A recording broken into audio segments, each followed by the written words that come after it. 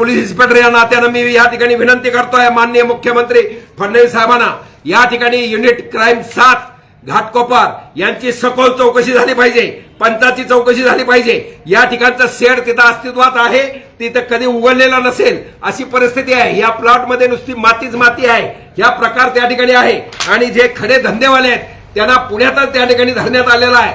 त्यानंतर जो या ठिकाणी जो इसम आहे, गावकरी सांगतात की या ओम प्रकार दिघे म्हणून त्याला बेड्या घालून तुम्ही गाडीत आणलं, बेड्या घालून गाडीत आणून त्या ठिकाणी सगळं काय दाखवायचं, चौकशी काय करायची ती हे केलं। त्यानंतर ह्याच्या कोऱ्या कागदावरती पंचाच्या सह्या घेतल्या आणि त्यानंतर तुम्ही त्या लोकांना सांगताय, परत गेल्यावर पत्रकार त्या ठिकाणी गेले की बाबा एवढं मोठं रॅकेट, एवढा मोठा ड्रग मिळतंय, कुठला प्रकार, कुठं शेड आहे, म्हणून पत्रकार गेले असताना पोलीस तिथं आले असताना जायला सापडलेत, म्हणून तो व्हिडिओ त्या ठिकाणी पत्रकारांनी काढलेला आहे।